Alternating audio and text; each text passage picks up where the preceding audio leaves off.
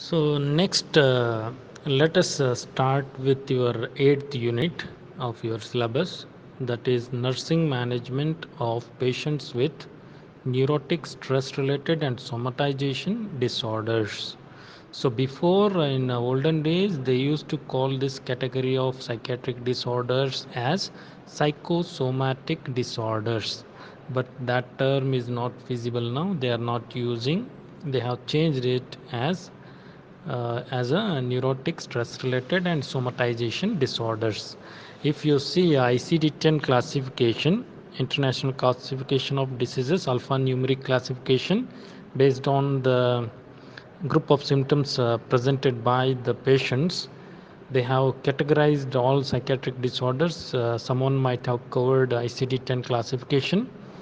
So in that classification, if you see F42, F48, there is no F49. Remember this. F48 means F42, F48 chapter, the chapter F from F40 to F48.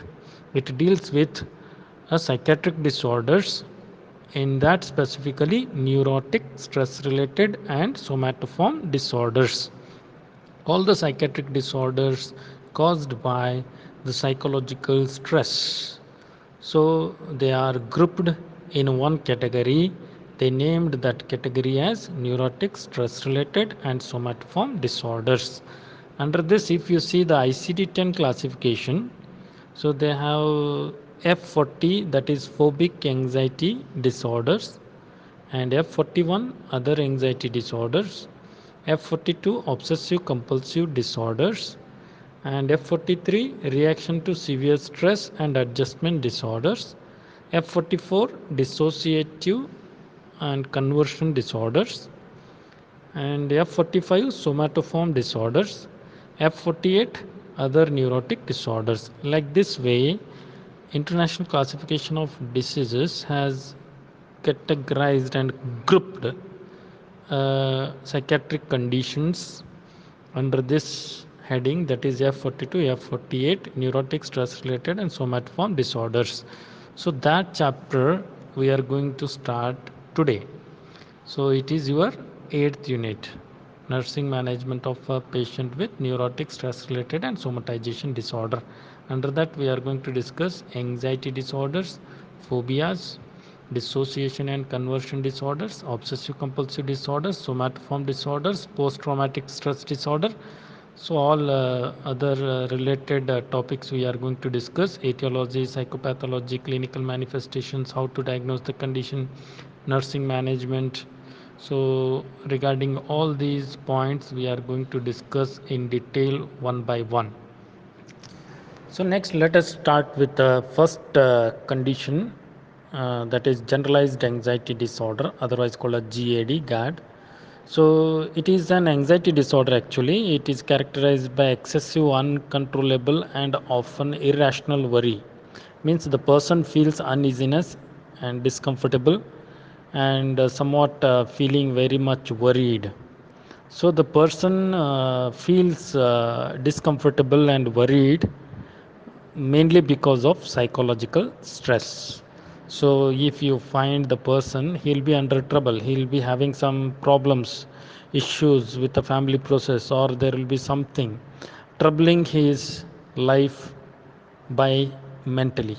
So that mental stress so is a cause for anxiety. The person is feeling very much and discomfortable, which is uncontrollable. So they will be telling that I cannot come there, I cannot go there, I cannot so come outside the hall, or so they go on expressing the discomfort or uneasiness out of everything in general. So in general, I am not comfortable with anything. So there will not be any stimulus actually. In real life, they won't find any stimulus which is disturbing them, but the origin will be a psychological one. So if you see the epidemiology of this general anxiety disorder, so age of onset will be variable. It may take place at any age, but if you see average age is around 31, around 30 years of age. The people suffer from generalized anxiety disorder more. If you see the difference between sexual aspect, means women, they are more prone to suffer from generalized anxiety disorder as compared with men, 2 to 3 times more, 2 to 3 times more as compared with men. And generalized anxiety disorder is very common among elderly population also. People who are old aged, they suffer generalized anxiety disorder more. This is all about epidemiology. Let us discuss about the causative factors of generalized anxiety disorder. So even genetic factors are also blamed here. So this generalized anxiety disorder runs in the family from generation to generation. There are some factors located on chromosomes which who run from generation to generation. They are transferred from one generation to other generation. That's how the generalized anxiety disorder, they run in the family. They have a genetic factors in causation. And second causative factor, it is brain chemistry, neurotransmitters. You all know chemicals, proteins which are released between the synaptic clefts, means between the neurons.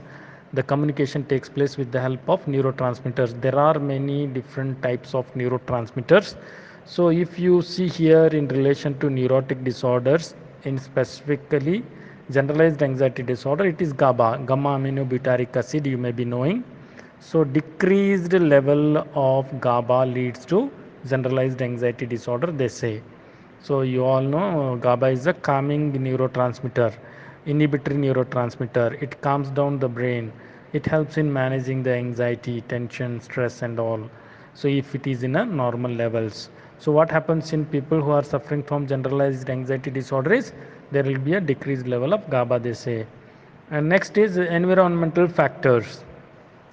Some of the trauma or stressful events of our life, or some abuse of psychoactive substances, or some sexual abuse or physical abuse or verbal abuse, or a death of a loved one in a family, divorce, or a change in a job or change in a school, from one job to other job if they are shifting oftenly, or if because of the transfer of a father, if the child is moving from one school to other school, it puts a pressure on mind. So the child needs to make a new adjustments. So new school, new environment, new teachers, new students, new friends. So there needs a lot of adjustment that puts pressure on a mind, and people suffer from generalized anxiety disorder. Change of location, job, schools, all they are causative factors. They may lead to generalized anxiety disorder. So even some of the psychoactive substances like alcohol or cocaine, opioids, or even caffeine and nicotine also. If there is a withdrawal, means if you remove alcohol from a person who is dependent on alcohol suddenly, that leads to a withdrawal symptoms. One of these symptoms, it may take place as generalized anxiety disorder. So these are all some of the group of causative factors for generalized anxiety disorder. So next let us discuss about the group of symptoms presented by the people who suffer from generalized anxiety disorder. So cardiovascular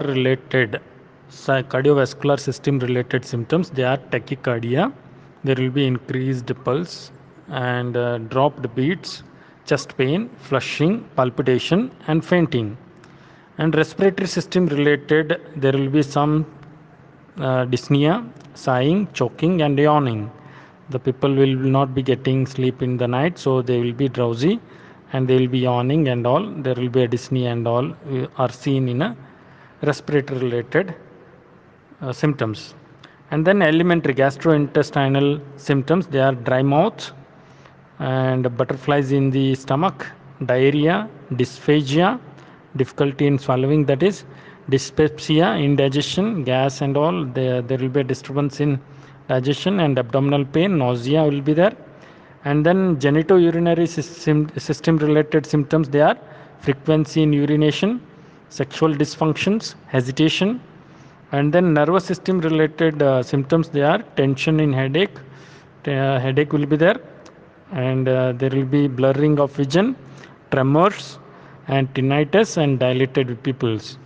And musculoskeletal system related symptoms, they are body pain, headache, toothache, and chronic jerks. And some of the psychological symptoms, they are anxious mood, inability to relax, feeling of restlessness, and disturbance in sleep, and worry, and a feeling of being unable to cope with the situation, depersonalization, nightmares, derealization, and irritability. These are group of psychological symptoms. So altogether, the person may exhibit some of the physical symptoms also in addition to psychological symptoms. So that is about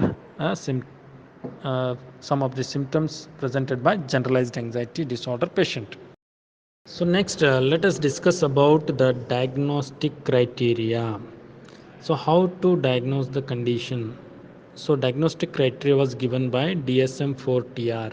So Diagnostic and Statistical Manual, one of the classification of mental disorders by American Psychiatric Association. So it gives some criterias to make the diagnosis of a generalized anxiety disorder. So if you find, or if the person is fulfilling the criterias which are mentioned below, so you can make a diagnosis of a generalized anxiety disorder. So which are all those criterias given by DSM-4-TR? Let us discuss here. So excessive anxiety and worry occurring more days than not less than 6 months. So the person is excessively anxietic and very much worried, apprehensive, and very much tensed. He is not in a comfortable state and he is facing uneasiness and all. So about a number of events or activities. So many of the activities or events he is uncomfortable with. So in general, he is having anxiety out of everything for not less than 6 months. Not comfortable in any position, any event, any activity is not giving comfort to an individual, and he is facing this problem for at least 6 months. And the person finds it difficult to control the worry, so he will manage to control it, but he fails in it. So his efforts are not capable to control the worry. And then anxiety and worry are associated with three of the following six symptoms. They have given six symptoms here in the below. So if any of the three are found in an individual, you can make a diagnosis. So among the children, any one is enough, any one item is there among the children, so you can make a diagnosis that fulfills the criteria. So if he is adult, you need any of the three among these six. So let us see, if the person is presenting these six, out of these six any three for not less than 6 months, so we can make the diagnosis of generalized anxiety disorder as a diagnosis. So let us see first one, first criteria, first symptom. They are telling restlessness or feeling keyed up or on the edge. So always on the toe, they are not comfortable, they are not at rest, so always worried about something. So restlessness is there, feeling discomfortable.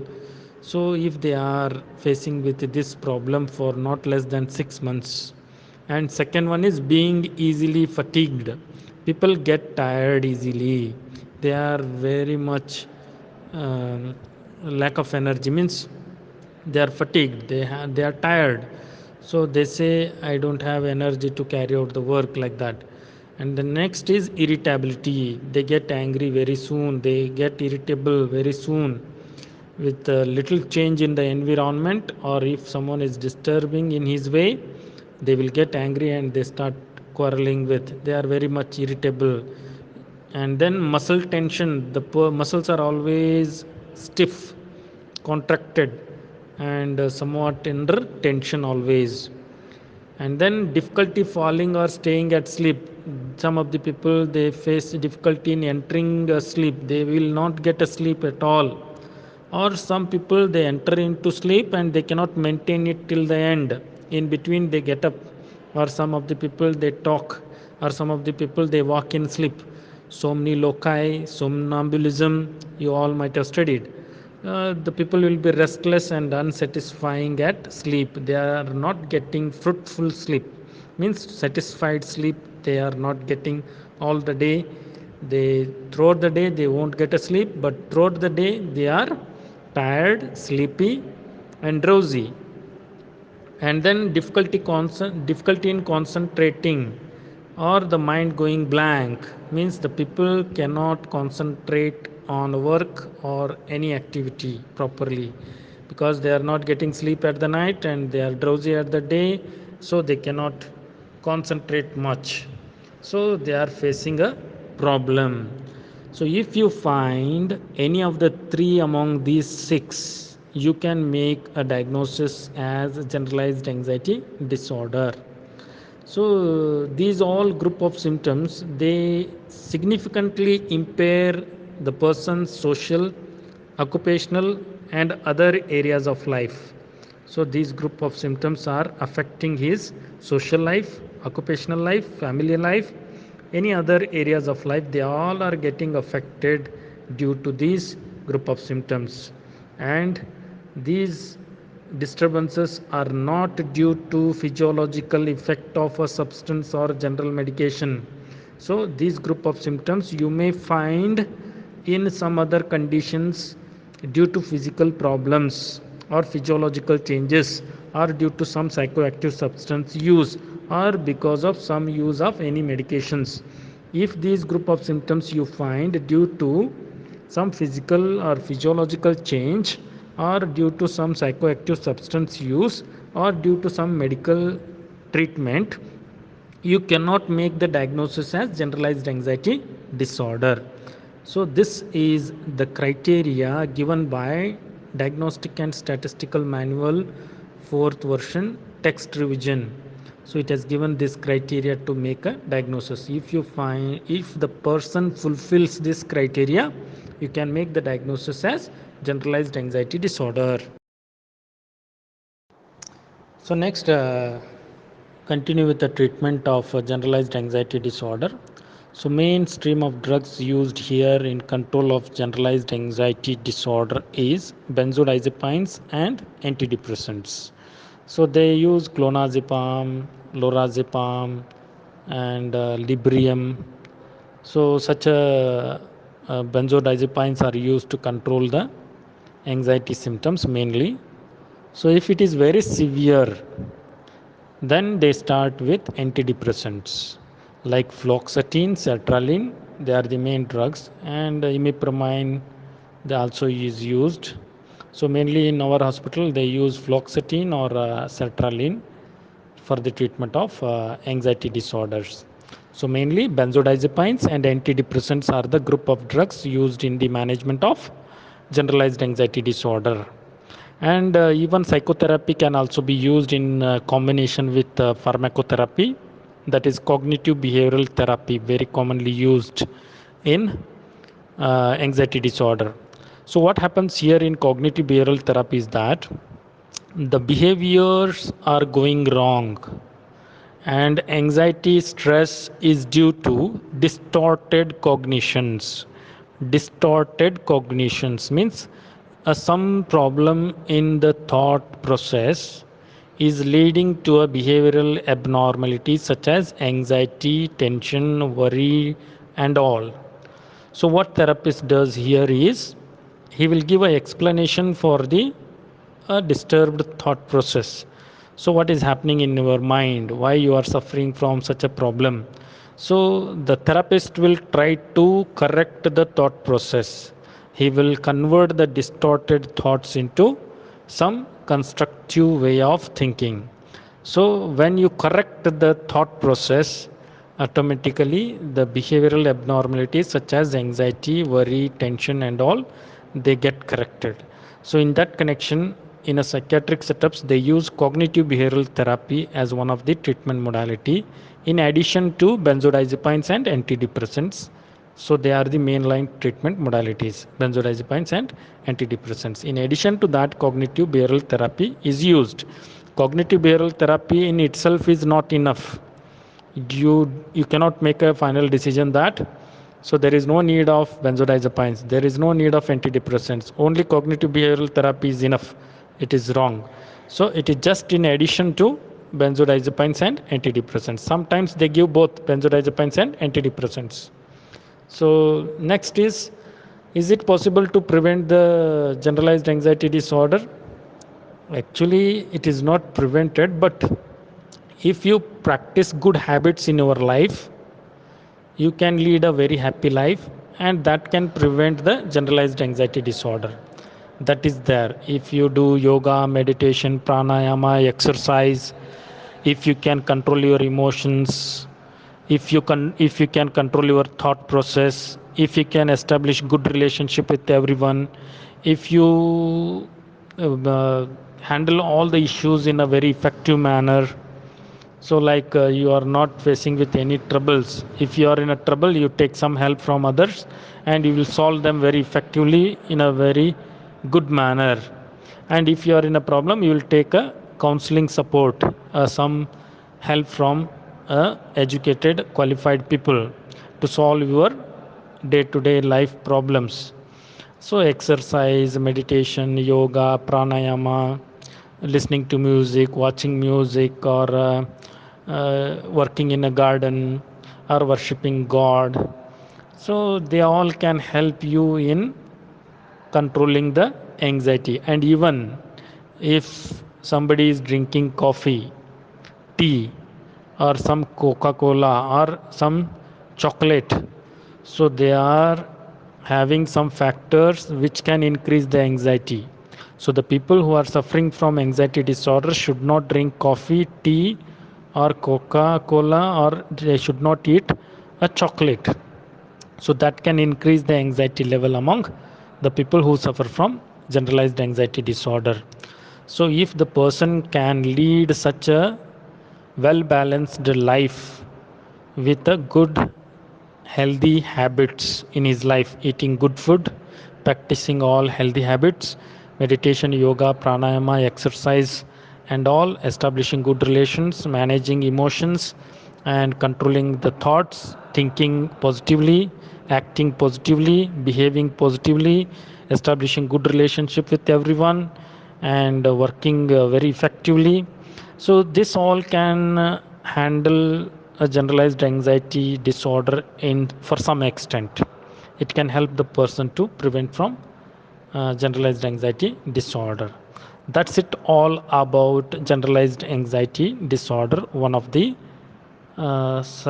neurotic disorder comes under neurotic stress related and somatization disorder.